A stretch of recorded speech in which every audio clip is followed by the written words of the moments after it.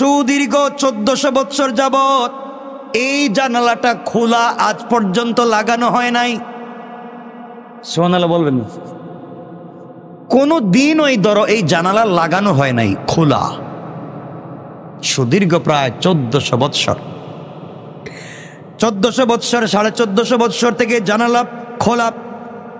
এটা ভালোবাসার একটা নিদর্শনের কারণ কি?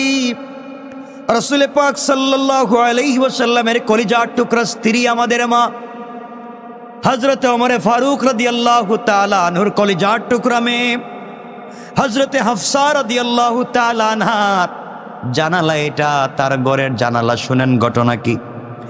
হযরত হাফসা রাদিয়াল্লাহু তাআলা আনহা তখন দুনিয়ার জমিনে জিন্দা। আজ অনেক পরিবর্তন হয়েছে, কিন্তু জানালার পরিবর্তন হয় নাই। মদিনার ওই জায়গাকে বড় করতে করতে অনেক দূরে নিয়ে যাওয়া হয়েছে, কিন্তু জানালা ওই জায়গায় রেখে দিয়েছে। এর কারণ কি? শুধু আপনাদেরকে সেদিকে নিয়ে যেতে চাই। এর কারণ হলো, দীর্ঘদিন আগে 1450 বছর পূর্বে, 1500 বছর পূর্বে যে কথা বলতে চাই, রওজা মুবারকে সালাম দেওয়ার জন্যে পশ্চিম দিক থেকে প্রবেশ করে পূর্ব দিকে বের হওয়ার সময় আপনারা দেখবেন ওই জানালা, বিশাল বড় একটা জানালা, জানালার সামনে বড় করে সিসি ক্যামেরার মতো একটা জিনিস আছে। জানালাটা খোলা। কেন খোলা, কি ঘটনা, সেদিকে নিয়ে যেতে চাই। রওজা শরীফের বরাবর এসে হাতের বামে উত্তরমুখী হয়ে সালাম প্রদান করতে হয়। যখন আপনি রওজা শরীফের দিকে মুখ করে সালাম পেশ করবেন, রওজা শরীফের দিকে মুখ করে সালাম পেশ করবেন, তখন ঠিক আপনার পিঠের পিছনে দক্ষিণ পাশের দেয়ালে এই জানালা, অর্থাৎ আপনি যখন রওজার দিকে মুখ করে সালাম দিবেন, আপনার এখানে জানালা। কথা বুঝতে পেরেছেন? মানে ওখানে রাস্তা, বুঝতে পারতেছেন তো? এদিকে ঢুকবার সময় এদিকে আপনি সালাম দিচ্ছেন ছিদ্রের সামনে, আর পিছনে ওই ওয়ালটা, এখানে একটা জানালা। এত কিছু বড় হইল কনস্ট্রাকশন করে, জানালা এখানে রেখে দিবার আর এত কিছু করে এটা খোলা রাখবার কারণটা কি? এখানে একটা খোলা জানালা। নবীজি সাল্লাল্লাহু আলাইহি ওয়াসাল্লাম যেখানে শুয়ে আছেন সেটি হলো আম্মা জান আয়েশা সিদ্দিকা রাদিয়াল্লাহু তাআলা আনহার ঘর বা হুজরা। নবীজি যেখানে শুয়ে আছেন এটা হযরতে আম্মা জান আয়েশা সিদ্দিকা রাদিয়াল্লাহু তাআলা আনহার ঘর। বর্তমানে যেটি রওজা মুবারক নামে পরিচিত আমাদের কাছে, ঠিক তার বিপরীত দিকে দক্ষিণ পাশের দেয়ালে জানালাটি অবস্থিত। সেটি হলো উমর রাদিয়াল্লাহু তাআলা আনহুর কন্যা আম্মা জান হযরতে হাফসা রাদিয়াল্লাহু তাআলা আনহার ঘর। নবীজির যত স্ত্রী ছিলেন এক নাগাড়ে সবার ঘর ছিল, সবার ঘর এক নাগাড়ে ছিল। আম্মা জান আয়েশা সিদ্দিকা রাদিয়াল্লাহু তাআলা আনহার ঘরের পরের ঘরটা ছিল কার? কথা বলেন না। হাফসার। মধ্যখানে ফাঁকা জায়গা, খালি জায়গা। এই পিলার থেকে এতটুকুনি হবে, যে হাটে যেদিকে মানুষ, এতটুকুনি হবে ফাঁকা। এখানে ঘর, এখানে ঘর। চিন্তা করেন। মসজিদে নববীর পূর্ব পার্শ্বে সারিবদ্ধভাবে নবীজি সাল্লাল্লাহু আলাইহি ওয়াসাল্লামের স্ত্রীদের হুজরা নির্মিত ছিল। আম্মা জান আয়েশা এবং আম্মা জান হাফসা রাদিয়াল্লাহু তাআলা আনহার ঘর ছিল মুখোমুখি। বুঝছেন নি এখন কথা? এখানে কার ঘর? আয়েশার। এখানে এদিক থেকে আয়েশার ঘরের দরজা এদিকে, আর এদিক থেকে হাফসার ঘরের দরজা এদিকে। সুবহানাল্লাহ বললেন না? মুখোমুখি ঘর। এখন রাসূল এই ঘরে শুয়ে আছেন, হাফসার ঘর এখানে, মধ্যখানে জায়গাটা খালি। খুব চিন্তা করবেন কি বলতে চাই। এই যে ছোট্ট একটা গলিপথ বললাম, এখানে একটা ছোট্ট রাস্তা, এদিকে একটা ঘর, এদিকে একটা ঘর, দোনোটা ঘরের দরজা সামনাসামনি। এই গলিপথ দিয়া এই ঘর থেকে নবীজি সাল্লাল্লাহু আলাইহি ওয়াসাল্লাম আম্মা জান আয়েশার ঘর থেকে বের হইয়া মসজিদে ঢুকলেই দেখতেন হাফসার ঘর, আর হাফসার ঘর থেকে বের হইয়া মসজিদে ঢুকার সময় দেখতেন আয়েশার ঘর। সুবহানাল্লাহ বলেন। অর্থাৎ কোনো না কোনোভাবে দুজনের সঙ্গে রাসূলে পাকের প্রতিদিন কমবেশ নামাজের সময় আসার সময় দেখা হয়ে যেত। এই গলিপথ দিয়ে রাসূল সাল্লাল্লাহু আলাইহি ওয়াসাল্লাম হাঁটতেন। নবীজির ইন্তেকালের পর আবু বকর সিদ্দিক রাদিয়াল্লাহু তাআলা আনহু যুগ যখন সমাপ্ত হয়ে গেল, আবু বকর ইন্তেকাল করলেন। নবীজি ইন্তেকাল করলেন, আবু বকর ইন্তেকাল করলেন। ওমর রাদিয়াল্লাহু তাআলা আনহুর খেলাফতের সময় চলে আসলো। 17 হিজরিতে মসজিদে নববীকে বড় করবার প্রয়োজন পড়লো, জায়গা হয় না। 17 হিজরিতে মসজিদে নববী বড় করার দরকার পড়ল, বিশেষ করে রওজায় সালাম দেওয়ার সুবিধার্থে। মানুষ যখন রওজায় সালাম দিতে আসবে, ওই জায়গায় আসতে গেলে এদিকে হাফসার ঘর, ছোট্ট একটা রাস্তা, মানুষ আসতে পারে না। হযরত ওমর ফারুক রাদিয়াল্লাহু তাআলা আনহু হযরতে আম্মাজান হাফসা রাদিয়াল্লাহু তাআলা আনহার হুজরাটিকে সরিয়ে ফেলার প্রয়োজন মনে করলেন। এই হুজরাটা তিনি ভেঙ্গে ফেলার চেষ্টা করলেন, যে ভেঙ্গে ফেলে দিই, এখান থেকে সরিয়ে দেই। এই জন্য নবীজি সাল্লাল্লাহু আলাইহি ওয়াসাল্লাম দুনিয়ার জমিনে নাই। আম্মাজান হাফসা রাদিয়াল্লাহু তাআলা আনহা রাসূলকে আর দেখতে পান না। নবীজি এখন আম্মাজান আয়েশা রাদিয়াল্লাহু তাআলা আনহার ঘরের ভিতরে শায়িত। হযরতে হাফসা যখন নবীজিকে দেখতে পেতেন না, তার ঘরের দরজা, তার ঘরের জানালা দিয়ে উকি দিতেন, আর উকি দিয়া রসুলকে শায়িত দেখতেন, চোখের পানি ছেড়ে আল্লাহর কাছে কান্না করতে। সুবহানাল্লাহ বলে। আজ রসুল নাই, আর বের হয়ে এদিকে আসেন না, ওই ঘরের জানালা দিয়ে আমাকে ডাক দেন না। এজন্য বহুত কষ্ট পাইতেন। এজন্য তিনি এই জানালা দিয়া এদিকে তাকাইয়া থাকতেন। নবীজি সাল্লাল্লাহু আলাইহি ওয়াসাল্লামের ইন্তেকালের পরে রাসূল সাল্লাল্লাহু আলাইহি ওয়াসাল্লাম আম্মাজান আয়েশার হুজরায় শুয়ে আছেন, আর আম্মাজান হাফসা রাদিয়াল্লাহু তাআলা আনহা নবীজির সুখে নবীজির স্মরণ করে করে জীবন কাটাইয়া দিতে লাগলেন। যখনই তার মন চাইতো জানালা দিয়ে প্রাণপ্রিয় স্বামীর রওজার দিকে তাকাতেন, আত্মাকে প্রশান্ত করতেন, আর মন ভরে দুরুদ আর সালাম পেশ করতেন, অনুভব করতেন, এই তো কয়েক হাত পরেই তো আমার কলিজার টুকরা স্বামী শুয়ে আছে। আম্মাজান হাফসা চোখের পানি ছেড়ে কাঁদতেন। হঠাৎ ঘুম ভেঙে গেছে, নবীজির কথা মনে পড়েছে। জানালা খোলা, উকি দিয়া ওই ঘরের দিকে তাকাতেন, আর দেখতেন নবীজি শুয়ে আছেন।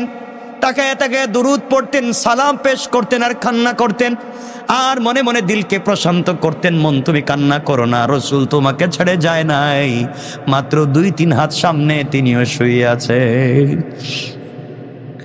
হযরত আম্মাজান হাফসা রাদিয়াল্লাহু তাআলা আনহা এইভাবে জীবন কাটাইয়া দিতে লাগলেন।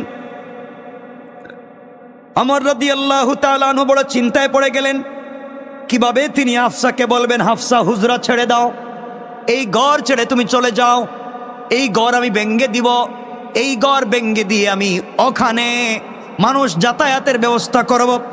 কোনোভাবেই তিনি যখন পারতেছেন না, একদিন হযরতে ওমর ফারুক রাদিয়াল্লাহু তাআলা আনহু পিতৃস্নেহে পরম মমতায় মেয়ের কাছে বসলেন, আম্মাজান হাফসার কাছে বসলেন, আর মাথায় হাত বুলাইয়া চোখের পানি ছেড়ে ছেড়ে মেয়ের খবর নিলেন, আদর করলেন, ভালোবাসলেন, অনেক কথাবার্তা বললেন, অনেক হাদিয়া তোহফা দিলেন। যাওয়ার সময় তিনি একটা কথা তিনি বলে গেলেন, আম্মারে, আমি তো চাই তোমার ঘরটা ভেঙ্গে দিতে, মানুষের জায়গা হয় না। মানুষ এদিকে এসে নবীজি সাল্লাল্লাহু আলাইহি ওয়াসাল্লামকে সালাম দিতে চায়, তোমার ঘরের কারণে মানুষ পারে না, আমি ভেঙ্গে দিতে চাই।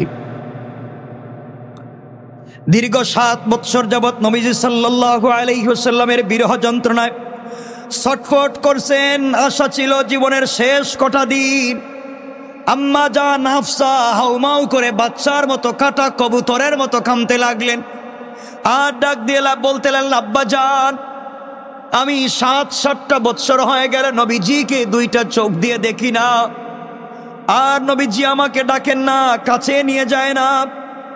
দীর্ঘদিন বিরহ যন্ত্রণায় ছটফট করছি, জানালার দিকে তাকাইয়া তাকাইয়া মনকে শীতল করি।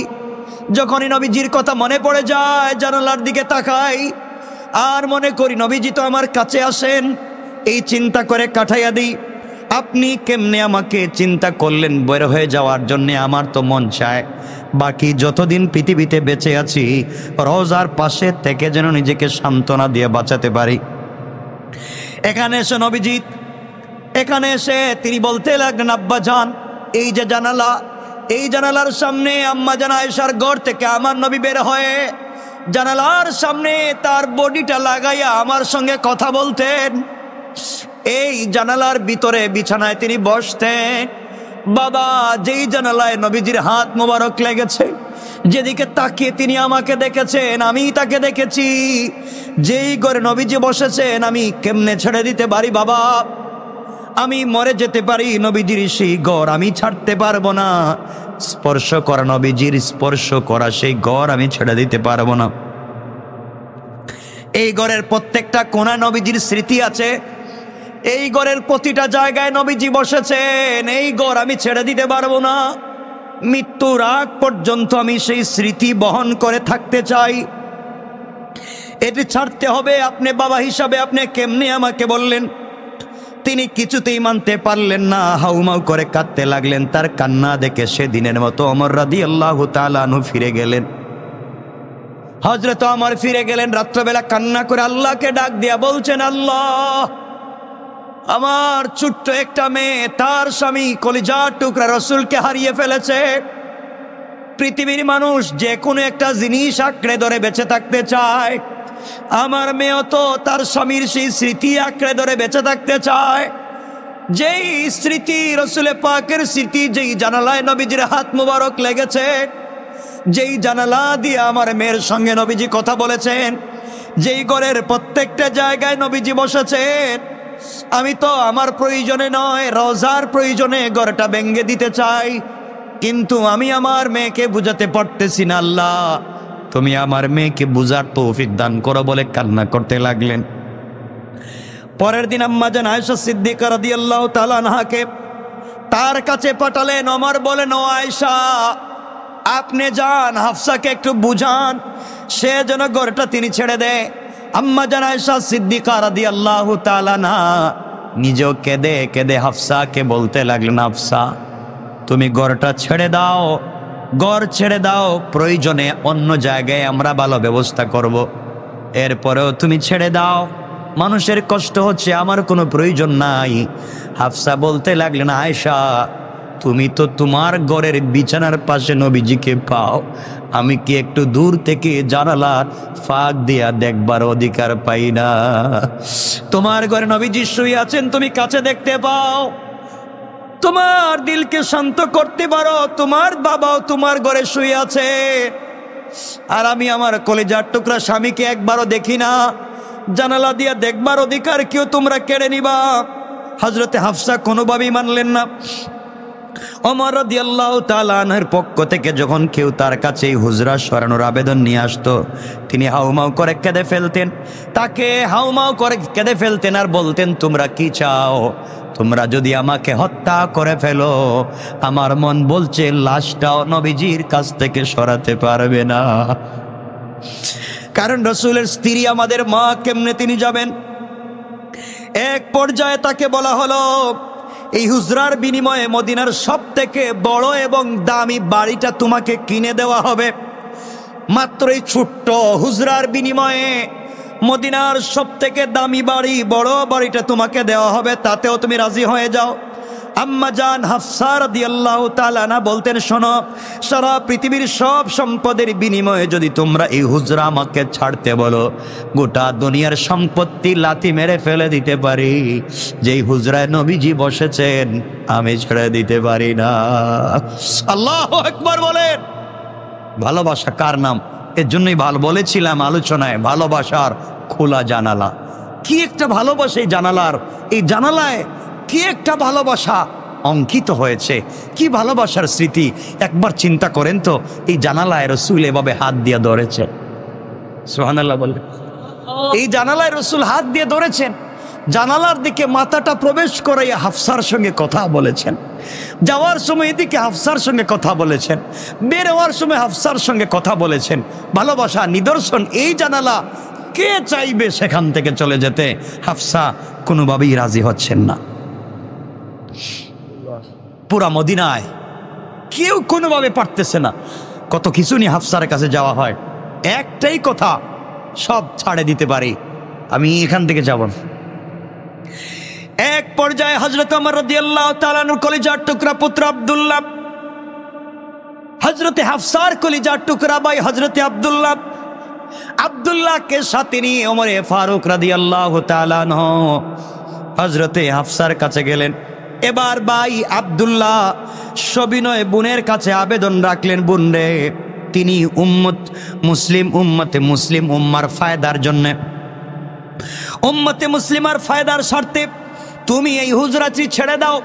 পুরা পৃথিবীর সকল মুসলমানের স্বার্থে তুমি হুজরাটি ছেড়ে দাও। আব্দুল্লাহ ইবনে ওমর রাদিয়াল্লাহু তাআলা আনহুর বাড়িও হাফসা রাদিয়াল্লাহু তাআলা আনহার বাড়ির পাশে, অর্থাৎ হাফসার ওয়াল যেখানে শেষ, আব্দুল্লাহ ইবনে ওমরের ঘর এখান থেকে শুরু, অর্থাৎ পরের ঘর, পরের রুম। এক পর্যায়ে হযরতে আব্দুল্লাহ ইবনে ওমর বলেন, বোন হাফসা, প্রয়োজনে তুমি আমার ঘরে উঠে যাও, প্রয়োজনে তুমি আমার ঘরে উঠে যাও, এই হুজরাটা তুমি ছেড়ে দাও, জায়গাটা ছেড়ে দাও। এখন এক পর্যায়ে তিনি দেখুন বোনকে বোঝাতে পারলেন না। আব্দুল্লাহ বলেন, বোন রে, আমি আমার বাড়িটা তোরে দিয়ে দিলাম, এরপরেও তুমি তোমার ঘরটা ছেড়ে দাও। সুবহানাল্লাহ নাই? কেমন ভাই, আমি আমার বাড়িটা তোরে দিয়ে দিলাম, এরপরে এটা ছেড়ে দাও। এক পর্যায়ে আব্দুল্লাহ ইবনে ওমর বললেন, বোন হাফসা, আমার ঘর তো তোমার ঘরের সাথে এক ওয়াল পরে, আমার ঘর থেকে তো রাসূলের রওজা দেখা যায়, কিন্তু তোমার রুমটা ছেড়ে দিলে জায়গাটা একটু বড় হবে, রাস্তাটা বড় হবে, এটাই। তুমি আমার ঘরে থাকলেও তো দেখতে পারো, নবীজির কাছেই তো অবস্থান করবে। এবার হাফসা রাদিয়াল্লাহু তাআলা না হাউমাউ করে কাঁদতে কাঁদতে বলতে লাগলেন, ভাই, আমি আমার ঘর, আমার এই হুজরা মুবারক ভেঙ্গে অনুমতি দিতে পারি, আমার হুজরা ভেঙ্গে দেওয়ার অনুমতি দিতে পারি, কিন্তু এখানে নবীজি সাল্লাল্লাহু আলাইহি ওয়াসাল্লামের কত স্মৃতি পড়ে আছে, তুমি জানো না ভাই, আমি কেমনে ছেড়ে দিব? তোমার এতগুলা অনুরোধে পুরা বিশ্বের মুসলিম উম্মার প্রতি, মুসলিম উম্মার স্বার্থে আমি রুমটা ছেড়ে দিতে পারি, ভেঙ্গে দেওয়ার কথা বলতে পারি, কিন্তু আমার শর্ত আছে। আব্দুল্লাহ ইবনে ওমর ডাক দিয়া বললেন, বোন রে, শর্তটা কি তুমি আমাকে বলো। তিনি ডাক দিয়া বলতে লাগলেন, ও ভাই, আমি আমার রুম ছেড়ে দিব, কিন্তু আমার রুমের পরে তো তোমার ওয়াল, তোমার ঘর, তোমার ঘরের দেওয়ালে একটা জানালা খুলে দিতে হবে, ওই জানালা দিয়ে যেন আমি সকাল সন্ধ্যা কলিজার টুকরা স্বামী রাসূলের পাককে দেখতে পাই। হযরত আব্দুল্লাহ ইবনে ওমর বলছেন, বোন কথা দিলাম, ও বোন কথা দিলাম, তুমি যদি তোমার হুজরা ভেঙ্গে দেওয়ার পারমিশন দাও, তাইলে আমার ঘরের রওজা, আমার ঘরের ওয়ালে তোমার জন্য একটা জানালা খুলে দেব, এই দিকে তুমি তাকাইয়া তাকাইয়া রাসূলের রওজা দেখতে পারবে। বোন ডাক দিয়ে বললেন, বাইরে, এটা কথা শেষ না, আমি মরে যাব, কিয়ামত পর্যন্ত বাবা ওয়াদা করতে হবে, এই জানালা কোনোদিন বন্ধ করা যাবে না। হযরত ওমর হাউমাউ করে কাঁদতে লাগলেন আর বলতে লাগলেন, কলিজার টুকরা মা, রাসূলের প্রতি তোমারও ভালোবাসা আছে, আমারও ভালোবাসার কমতি নাই, কথা দিলাম মারে, আমি বাবা যতদিন আছি, শুধু না আল্লাহর কাছে আমি বলেছি, আল্লাহ, যতদিন তুমি দুনিয়ার জমিনে কিয়ামত কায়েম করবা না, যতদিন রাসূলের রওজা এখানে থাকবে, আমার কলিজার টুকরা মেয়ে হাফসার ঘরের জানালা কেউ তুমি রেখে দিবা। আল্লাহু আকবার। আমার বন্ধুগণ, খেলাফত ওমর শেষ হল, উসমান আলী রাদিয়াল্লাহু তাআলা আনহুমার যুগ চলে আসলো, তাদের যুগ শেষ হয়ে গেল। হাফসা রাদিয়াল্লাহু তাআলা আনহা ইন্তেকাল করলেন, আরো কত শত খলিফা রাজা বাদশা গত হয়ে গেলেন, কতবার মসজিদে নববী পুনর্নির্মাণ হলো, সম্প্রসারণ করা হলো, কিন্তু কে হযরত ওমর তার মেয়ের সঙ্গে যে ওয়াদা করেছিলেন, আজ পর্যন্ত এই জানালা কেউ বন্ধ করে নাই। সুবহানাল্লাহ বলেন, কি ভালোবাসা!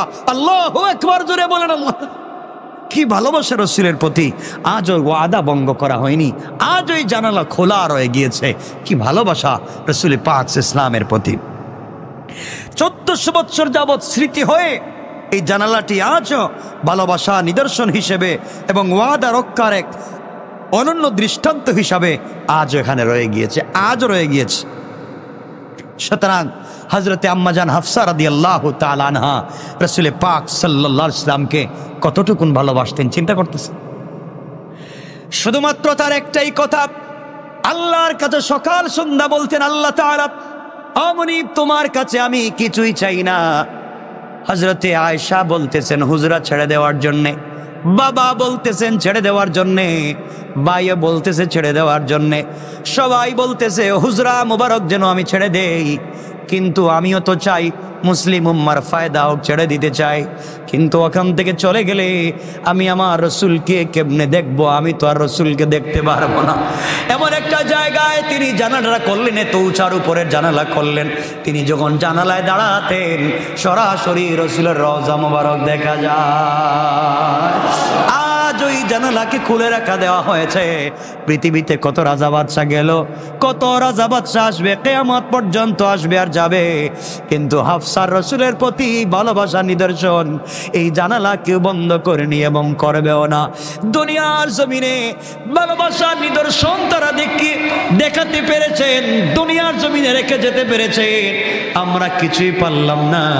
আমরা রসুলের একটা সুন্নাত জিন্দা করেও ভালোবাসা নিদর্শন রাখতে পারি। সুতরাং আজকের দিনে কি আমরা ওয়াদা করতে পারি দুনিয়ার জমিনে রসুলের একটা সুন্নাত হলো জিন্দা করবো ইনশাআল্লাহ?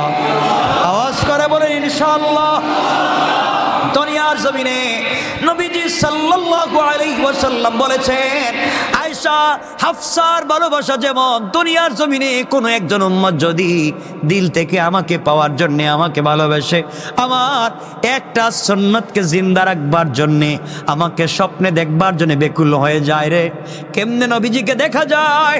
কত পাগল আছে, কত মুসলমান পাগলের মতো হয়ে যায়, রসুলের রওজায় যাওয়ার পরে আর নিজেকে সামলে রাখতে পারে না, পাগলের মতো হাউমাউ করে কান্না শুরু করে দেয়। পুরোটা এলাকা কিয়ামতের মাঠের মতো কান্নার আওয়াজ চলে আসে। সবাই কান্না করে, কেউ কারো দিকে তাকায় না, সবাই কাছাকাছি যায় রে রসুলের রওজা মুবারকের এই দেয়ালে হাতটা লাগায়, হাত লাগায় আর কান্না করে, ছিদ্র করা ছিদ্রের দিকে তাকায় আর আফসোস করতে থাকে আর বলতে থাকে, পয়গম্বর তোমাকে দেখবার জন্য আসলাম কিন্তু দেখতে পেলাম না, নিশ্চয় তুমি আমাকে দেখতেছো, আমি যে তোমার একটা পাগলা উম্মত তোমার জন্য এসেছি। কিয়ামতের দিন আমি যেভাবে আজ তোমাকে ভুলে যাই নাই, কিয়ামতের দিন তুমিও আমাকে ভুলে যাইও না। এই জন্য আপনাদেরকে বলি ভাই, টাকা হলে পয়সা হলে কত জায়গায় ঘুরতে যান, বউ বাচ্চাদেরকে নিয়ে বাংলাদেশের কত জায়গায় ঘুরতে যান, সিলেটে যান, কক্সেস বাজার যান, সেন্ট মার্টিন যান, আপনারা ব্যাংকক থাইল্যান্ড কত জায়গায় যান, ঘুরতে যান। যত টাকা আপনার খরচ হয় তার চাইতে কম টাকা লাগে রসুলের রওজা পর্যন্ত যেতে। ওখানে যা নবীজি বলেছেন, যারা আমার ভালোবাসায়, আমার ভালোবাসার টানে আমার রওজার কাছে এসে আমাকে না পেয়ে, আমাকে না দেখে রওজার সামনে দাঁড়ায়া দাঁড়ায়া আমাকে ভালোবেসে চোখের পানি ছেড়ে দিবে, কিয়ামতের দিনে আল্লাহ তাআলা তাদের শরীরে জাহান্নামের আগুন লাগাতে পারেন না। আল্লাহু আকবার বলেন। আল্লাহ রাব্বুল ইজ্জত ওয়াল জালাল বলেছেন, দুনিয়ার জমিনে যারা সরাসরি আমাকে দেখতে পাইল না, আমি আল্লাহকে দেখতে পাইল না, যখন সাদা কাপড় পরে, কাফনের কাপড় পরে, ছেঁড়া কাপড় পরে, সেলাই ছাড়া কাপড় পরে, পা খালি রেখে, মাথা খালি রেখে, এক সাইডে কাপড়টা ফেলে দিয়া যখন তারা বিমান থেকে নেমে লাব্বাইক আল্লাহুম্মা লাব্বাইক, লাব্বাইক বলে চিৎকার করে ডাক দিয়া বলছে, লাব্বাইক আল্লাহ তোমার সামনে হাজির, লাব্বাইক বলে চিৎকার করে করে যখন কাবার কাছাকাছি চলে যায়, গিয়ে যখন আল্লাহকে খুঁজে পায় না, লাব্বাইক বলতে বলতে ওখানে গিয়ে খুঁজে পায় না, আল্লাহর নূরের তজল্লি রহমত আর বারাকাত পড়ে যাওয়া সেই কাবা ঘরটা পেয়ে যায়। ওটাকে ধরার জন্যে, চুম্বন করার জন্যে যখন পাগল হয়ে যায়, ফেরেশতাদেরকে আল্লাহ বলেন, ফেরেশতারা ওই বান্দা তো পাগলের মতো লাব্বাইক বলে বলে আসছে, আমাকে ডাক দিতে দিতে আসছে দেখবার জন্যে, আমাকে দেখতে পাইল না, আমার কালো ঘরটা এসে পাগলের মতো ধরার জন্য মারামারি করতেছে, ধাক্কা ধাক্কি করতেছে। আমি আল্লাহ খুশি হয়ে গেলাম রে, আমার বান্দাকে মাফ করে দিলাম, এই পরিমাণ সওয়াব তার আমলনামায় লিখে দিলাম। সুবহানাল্লাহ বলেন। আর নবীজি বলতে লাগলেন, আমার যে উম্মত আমাকে ভালোবেসে মক্কায় এসে মদিনা আসলো আমাকে দেখবার জন্যে, আমার ঘর আমার রওজার কাছে এসে যখন আমাকে পেল না, রওজাতুম মির রিয়াজিল জান্নাহ এসেছে একদিকে আমার হুজরা, অপরদিকে রাসূলের মিম্বার, যেখানে বসে বসে নবীজি কথা বলতেন, ওই মিম্বরের কাছে এসে যখন রওজার দিকে তাকায়, আরে নবীজি এই মিম্বরে বসতেন, নবীজি রাত দিন এখানে বসে থাকতেন, এই রিয়াদুল জান্নাহ নবীজি বসতেন, আজ নাই, আমি এসেছি ইয়া রাসূলুল্লাহ, তুমি যেখানে বসছিলে আমি এখানে এসেছি, আজ তুমি রওজা মুবারকে শুয়ে আছো, দরুদ ও সালাম পেশ করতে থাকেন, লাখো কোটি সালাম পেশ করতে থাকেন। নবীজি সাল্লাল্লাহু আলাইহি সাল্লাম বলেছেন, আবেগ তাড়িত হয়ে চোখের পানি ছেড়ে যদি কেউ হাজারো লাখো দরুদ পেশ করতে পারে, কিয়ামতের দিন আমি রাসূলের নিজ হাতে হাউজে কাউসারের পানি পান করাইয়া আমি ডাক দিয়ে বলবো, পাগলা উম্মত, আমাকে না রওজায় মদিনা এসে পাগলের মতো খুঁজছিলা, পাও নাই, আজ আমি রাসূল তোমাকে ডাকলাম, তুমি আমার কাছে আসো, হাউজে কাউসারের পানি পান করো, আর আমি যেই জান্নাতে যাই আমার সঙ্গে তুমিও সেই জান্নাতে চলো। আল্লাহু আকবার বলেন।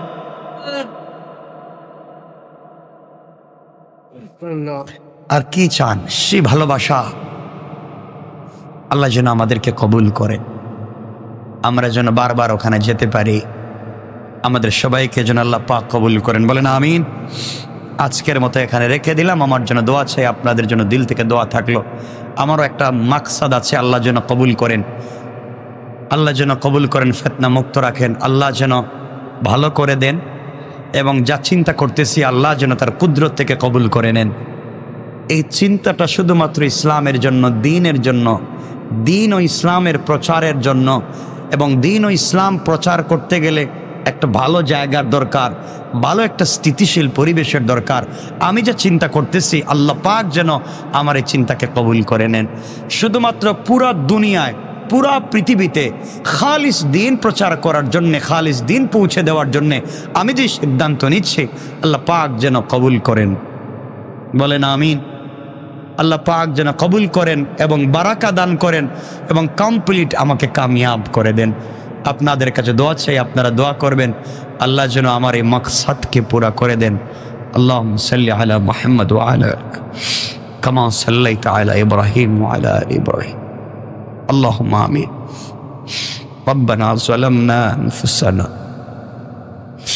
ওয়া ইল্লাম তাগফির লানা ওয়া তারহামনা লানাকুনান্না মিনাল খাসিরিন। ربنا آتنا في الدنيا حسنة وفي الآخرة حسنة وقنا عذاب النار وادخلنا الجنة مع المتقين والأبرار. اللهم اغفر لنا